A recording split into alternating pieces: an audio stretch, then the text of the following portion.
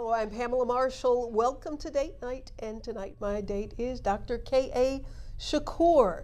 Dr. Shakoor is the founder of a very, very important school that's here in Gainesville. As a matter of fact, in the Gainesville Technology and Research Center here in Gainesville, Florida, GTech Technology Center. Dr. Shakoor, thank you very much for being here. Well, thank you for inviting me. I'm glad to be here. You have been doing a lot of work in the community, an instructor of Tai Chi and Qigong. Mm-hmm. Yes. And you are working with a group in hopes of bringing all that you have together with the Gainesville Umoja Conference with an effort of looking at the violence that's taking place in the Gainesville community. Why did you guys decide to do that now? Well, number one, my organization, I'm part of two organizations. One, my nonprofit, which is American Universal Medicine, which is our goal for the last 6 years has been to present health fairs and education on health education through the vehicle of workshops and teachings and what have you. And so that's one thing we've been doing.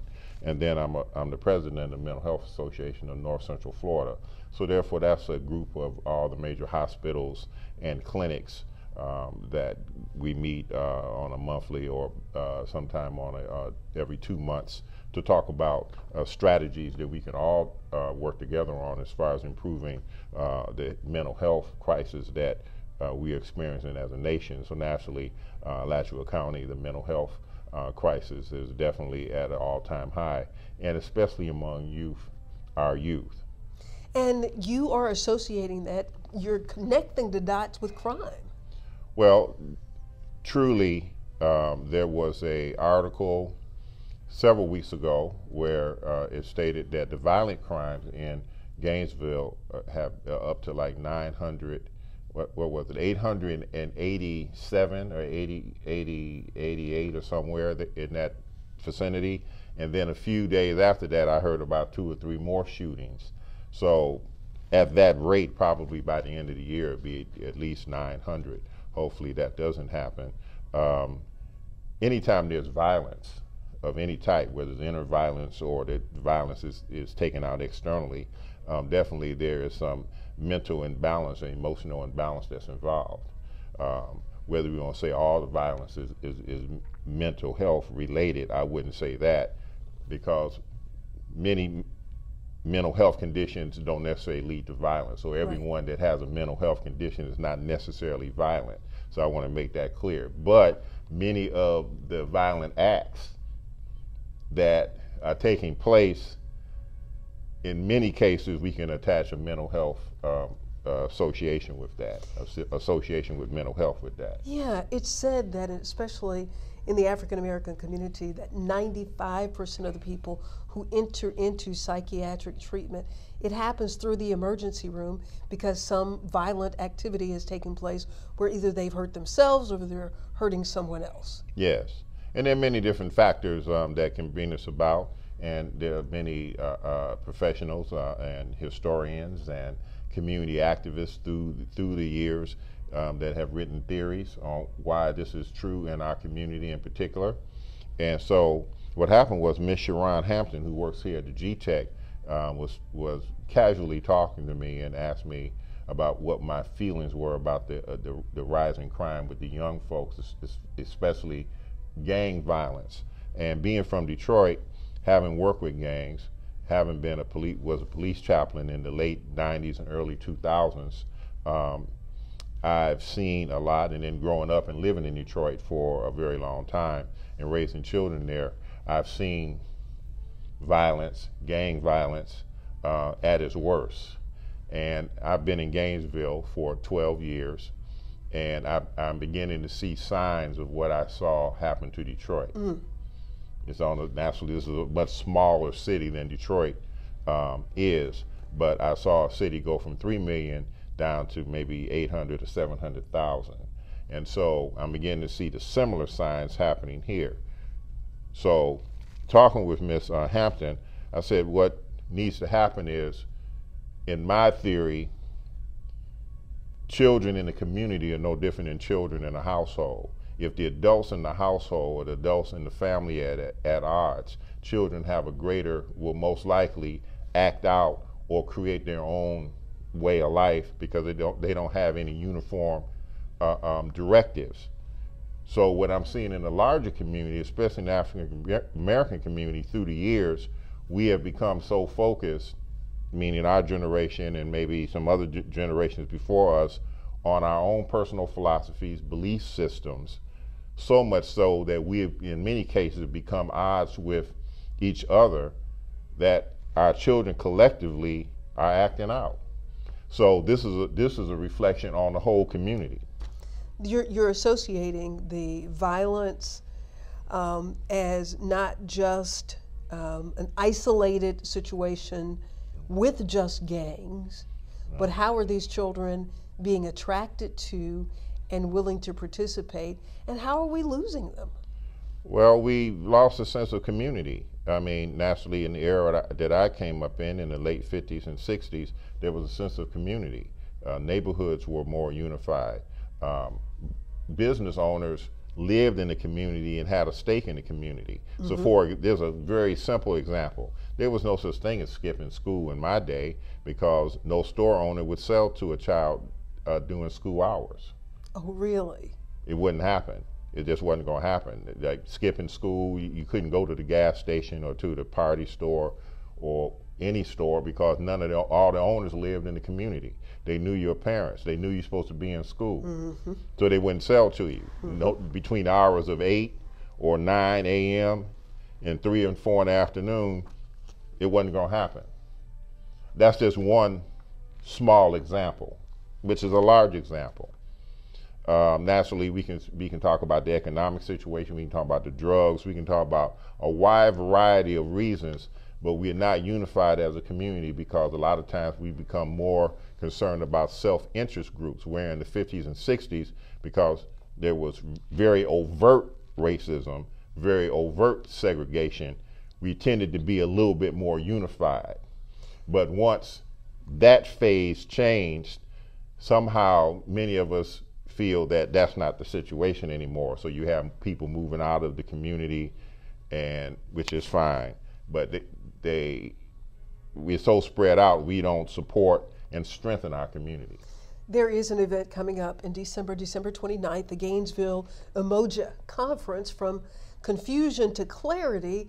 Dr. Shakoor and Ms. Hampton that you mentioned. Right. I actually talked to her and she said, I'm concerned about my sons that are coming home for the holidays. And to hear another African-American mother talk about the fear of her college-age young men coming home, you've done all that you can to get them up in college, and then they come home and you're afraid for your children to come home. I think people underestimate this level of concern that Black mothers, fathers have for their children every day. It looks like the norm for everybody else, but we all have this level of stress about the safety of our children. Well, it's our responsibility. It's every single person's responsibility to deal with the bottom line, and the bottom line is life. So we need to put our personal philosophies, viewpoints, political views aside and all come together as one community, rather than separating ourselves because of religious differences, political differences, sexual orientation differences, and all these things. Mm-hmm. It's going to take all of us in the community to come together around one common goal, is the life of our children. Because if there are no children, none of these other things, if there's no future generation, none of this other stuff we're doing matters anyway. And this event is going to be on the 29th of December. 29th from 6:30 p.m. to 8:30 p.m. right here at G-Tech. And we're going to have, at least right now, we have committed about 22 speakers that are going to, from various sectors in the community, that are going to speak to this particular one subject: how do we answer gun violence? And it's on Zoom from 6:30 to 8:30 p.m. So you have people from these various professions, walks of life.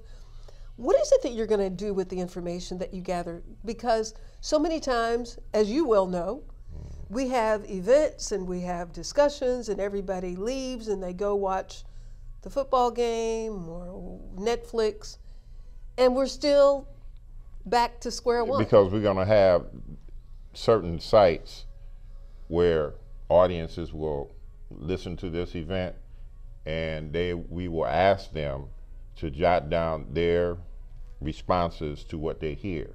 Then we plan to collect that information, just like collecting anything else, and we're going to come up with the top 5 or 6 concerns. Then bring the group back and then address those 5 or 6 concerns until we come together on something that's workable. And the name of the conference, Gainesville Emoja. Emoja means unity. It's a Swahili word. It means unity. So, Dr. Shakoor, you have worked in the holistic world and been a practitioner of some form of yoga and meditation. How do you see intertwining that into peace and healing for the community? Well, taking matters into my own hands. But you can't rely on other people to help you. I've been involved in energetics, which would be Tai Chi, yoga, Qigong, meditation, all those types of things. This is my 59th year practicing and 30 years of teaching.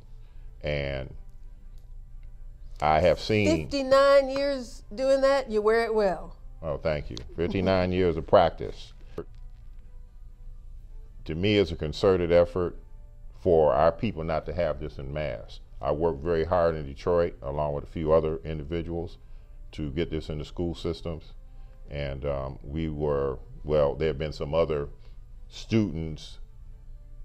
Well, a student who was a student of mine has actually been very successful in actually getting these programs done more en masse. And so we have to take this into our own hands.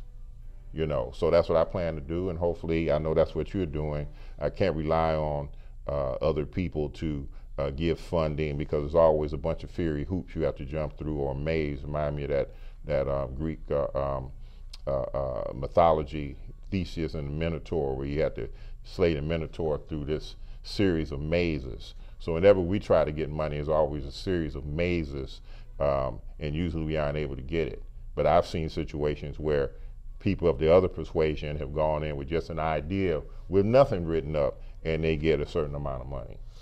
So what you're saying is there's the work that needs to be done, and we can't wait for the funding that looks like it can help, because there are things that can be done without money. We just have to do it, period. Yeah. That's it. So that's what's going to be done. We have to take our expertise and train our young people that are willing to learn the expertise. Whether someone wants to fund us or do us or not, it's evidently is not to their advantage for our children to be funded. Right. I mean, I played collegiate basketball, so I like basketball, I like boxing, I like football. But unless it's those programs, boxing, baseball, and football, nothing else they're going to fund, because to me it's like subtle racism. Like, as long as we can jump and bounce a ball, jump and sing and dance, they'll fund that. Anything that's going to enhance the consciousness, they're not going to fund. One of the things during Suicide Prevention Month I looked at and wrote a column about is how music plays a role in what our children are thinking and how they perceive themselves. Will there be anybody to address that on your panel? I can't say I don't know what any of the people are going to say. Gotcha. From the people that are going to be there, I would suspect that someone is going to mention something about cultural arts. I strongly feel that, but definitely arts, cultural arts, not. And like I say, I played basketball, so I like basketball. I look at basketball. I like football, boxing. I like all that, but there's also theater arts. There's also creative arts in poetry, creative writing, in dance, as well as music, string music as well as vocal music, being able to read music, being able to play an instrument. And so those people that are musicians, And we'll see what comes out. But people that have the talents might have to offer their skills. I remember I played music myself professionally for 23 years, and I started music when I was 8 years old. I really don't play music now, but I remember certain jazz musicians, famous jazz musicians in our city, that just came together and they had workshops where they started teaching young people how to play instruments. They donated their time. They did it for free. And then what happened was a lot of several famous musicians came out of those particular workshops. Yeah, it is music and all of those creative things. I like to look at those as the gifts. Those are the true, we can learn to do some other things, but when we start to operate in the gifts that the Creator gave us, assigned to us when we came here, I think that we flow so much better. But when there are all of these other impediments to those gifts coming forward, I think that may also contribute to the challenges that children may have in their behaviors because they're not able to express themselves in the way that they want to. Well, what happens is those of us that have the skill have to forget about the dollar bill. We just have to go forth. We can't worry about grants and all these kinds of things. I think on a certain level that's become an impediment because it's a game. I think we should just go and donate. We should all say, I'm going to donate a certain amount of hours, whether it's 1 hour, 5 hours, whatever it is. Some of us are retired. Some of us have the time to help. If it's no more than one person, for those people that know music, find one person, teach them an instrument, teach them about music, dance, creative writing, business, whatever your skill is, people should donate that time or find one person to, they say, each one teach one. Is that how it goes? Right. Find one person, young person, to adopt and teach your skill to, period. Dr. Shakoor, what do you say to people who say, well, these children today, they don't want to listen? That's not true. That's definitely not true. Well, you know, people say it all the time. I have 7 grandchildren, and I raised children. I raised my grown children at the time when hip hop and gangster rap and Crips, Bloods, all these kind of things were coming through. And I lived in the city, and my children went to public school. They didn't go to private school, so they weren't separated or living isolated. I lived right in the hood, right in the neighborhood with everybody else. And I've been in drug houses and everywhere else. That young folks will listen because children connect to anyone that's sincere. It's the sincerity. You know, if you go and listen to what they have to say, but we have to learn how to communicate. So it's not a matter of just going in and just criticizing what a young person is doing. It has to do with you talking and communicating. And the main aspect of communication is to listen to what they had to say. I had a son that told me something when he was 15. He said, I understand where you're coming from, but you don't understand where I'm coming from. And that always stayed with me. So then I started listening without any comment at first to what they had to say, whether I agreed with it or not. Then by them being heard, that made, when a person feels like they're being heard, they feel respected. Now they'll listen to what you have to say. But if you don't listen to what they have to say and you begin to criticize automatically what they have to say, automatically it's going to create defense.